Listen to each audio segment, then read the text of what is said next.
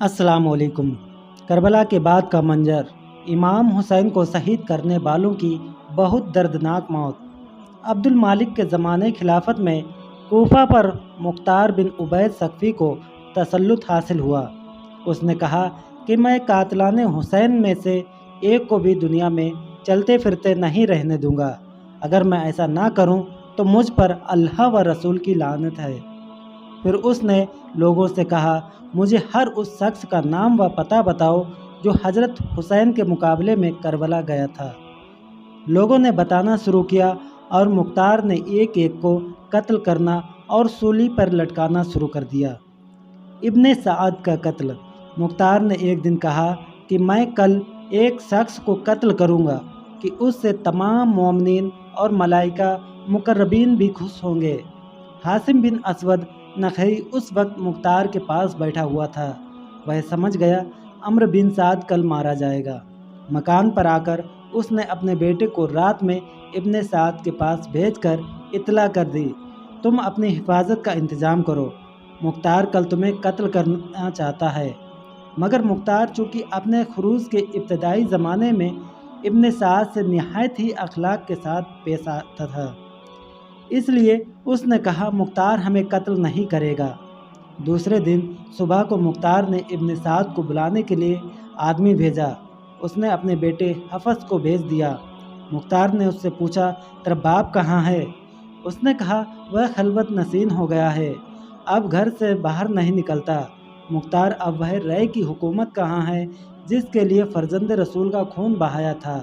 اب کیوں اس سے دستبردار ہو کر گھر میں بیٹھا ہے؟ حضرت حسین کی شہادت کے دن وہ کیوں کھانا نصیب نہیں ہوا تھا؟ پھر مختار نے اپنے کوتوال ابو امرہ کو بھیج کے ابن سعد کا سر کاٹ کر لے آئے۔ وہ ابن سعد کے پاس گیا اور اس کا سر کاٹ کر اپنی قبا کے دامن میں مختار کے پاس لایا اور اس کے سامنے رکھ دیا۔ مختار نے حفص سے پوچھا، پہچان تو یہ سر کس کا ہے؟ اس نے انا للہ و انا الیہ راجعون پڑھا۔ پھر کہا، یہ میرے باپ کا سر ہے اور اب ان کے بعد زندگی میں کوئی مزہ نہیں۔ مختار نے کہا، ٹھیک کہتے ہو اور تم زندہ بھی نہیں رہو گے۔ پھر اسے بھی قتل کرا دیا اور کہا، باپ کا سر حسین کا بدلہ اور بیٹے کا سر علی اکبر کا، اگرچہ یہ دونوں ان کے برابر نہیں ہو سکتے۔ خدا کی قسم اگر میں قریش کے 3 دستے بھی قتل کر ڈالوں تب بھی وہ سب حسین کی انگلیوں کے برابر نہیں ہو سکتے۔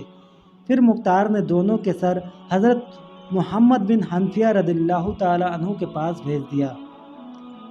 امام حسین کا سر جدا کرنے والے کی سزا۔ خولی وہ بدبخت انسان ہے جس نے امام علی مقام کے سر انور کو جسم اقدس سے جدا کیا۔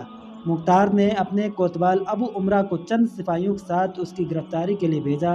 ان لوگوں نے آ کر خولی کے گھر کو گھیر لیا۔ جب اس بدبخت کو معلوم ہوا تو وہ ایک کوٹری میں چھپ گیا اور بیوی سے کہہ دیا کہ تم لا علمی ظاہر کر دینا۔ کوتوال نے اس کے گھر کی تلاشی کا حکم دیا۔ اس کی بیوی باہر نکل آئی۔ اس نے پوچھا، تمہارا شوہر کہاں ہے؟ چونکہ جس وقت سے خولی حضرت حسین کا سر لایا تھا وہ اس کی دشمن ہو گئی تھی، اس لیے اس نے زبان سے تو کہا مجھے معلوم نہیں وہ کہاں ہے، مگر ہاتھ کے اشارے سے اس کے چھپنے کی جگہ بتا دی۔ سپاہی اس کے مکان پر پہنچے تو دیکھا کہ سر پر ایک ٹوکرا رکھے ہوئے زمین پر چپکا ہوا ہے۔ اس کو گرفتار کر کے لا رہے تھے کہ مختار کوفہ کی سیر کے لیے نکلا تھا۔ راستے میں مل گیا۔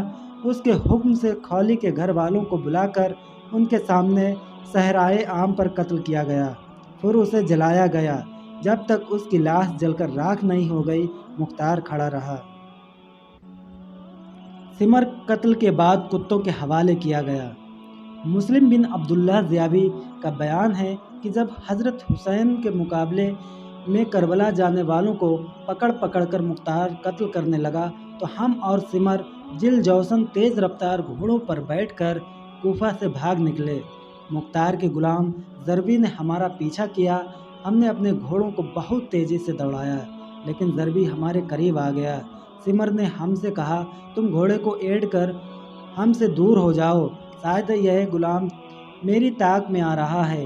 ہم اپنے گھوڑے کو خوب تیزی سے بھگا کر سمر سے الگ ہو گئے۔ غلام نے پہنچتے ہی اس پر حملہ کر دیا۔ पहले तो सिमर उसको वार से बचने के लिए घोड़े को कावा देता घुमाता रहा, और जब ज़रबी अपने साथियों से दूर हो गया तो सिमर ने एक ही बार में उसकी कमर तोड़ दी। जब मुख्तार के सामने ज़रबी लाया गया और उसको वाक़या मालूम हुआ तो उसने कहा, अगर मुझे से मशवरा करता तो मैं कभी हमला करने का हुक्म न देता। ज़रबी को कत्ल करने के बाद सिमर कल्तानिया गांव में पहुंचा, जो दरिया के किनारे बसा था। उसने गांव के एक किसान को बुलाकर मारा पीटा और उसे मजबूर किया कि मेरा यह खत मुसअब बिन ज़ुर के पास पहुंचाओ।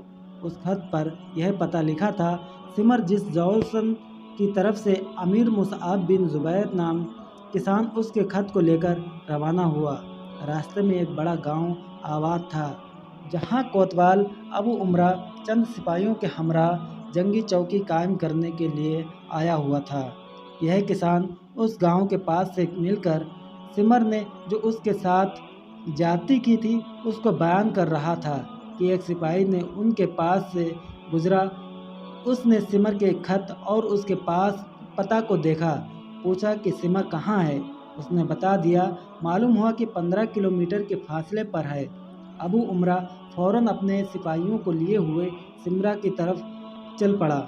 मुस्लिम बिन अब्दुल्लाह का बयान है कि मैं रात में सिमर के हमरा था। मैंने उससे कहा, बेहतर है कि हम लोग इस जगह से रवाना हो जाएं, इसलिए कि हमें यहाँ डर मालूम होता है। उसने कहा कि मैं 3 दिन के पहले यहाँ से नहीं जाऊँगा, और तुम्हें खौफ गालिबन मुख्तार कज़्ज़ाब की वजह से है। तुम उसे मरऊब हो गए हो। हम जहाँ ठहरे थे वहाँ रीछ बहुत ज़्यादा थे। अभी ज़्यादा रात नहीं गुजरी थी और मुझे बराबर नींद नहीं आई थी कि घोड़ों की टापों की आवाज़ आई। मैंने अपने दिल से कहा कि रीछ होंगे, मगर जब आवाज़ तेज़ हो गई तो मैं उठकर बैठ गया, अपनी आँखों को मलने लगा और कहा, ये रीछों की आवाज़ हरगिज़ नहीं हो सकती। इतने में उन्होंने पहुंचकर तकबीर कही और हमारी झोपड़ियों को घेरे में ले लिया। हम अपने घोड़े छोड़कर पैदल ही भागे। वह लोग सिमर पर टूट पड़े, जो पुरानी चादर ओढ़े हुए था और उसके बरस की सफ़ेदी चादर के ऊपर नज़र आ रही थी। वह कपड़े और ज़िरह वगैरह भी नहीं पहन सका। चादर को ओढ़े हुए नेज़े से उनका मुकाबला करने लगा। अभी हम थोड़ी ही दूर गए थे कि तकबीर की आवाज़ के बाद हमने सुना, उसी की अल्लाह ने खबीस को कत्ल कर दिया। फिर उन लोगों ने उसके सर को काट कर लाशों को कुत्तों के लिए फेंक दिया, हाथ पांव काट कर तड़पने के लिए छोड़ दिया।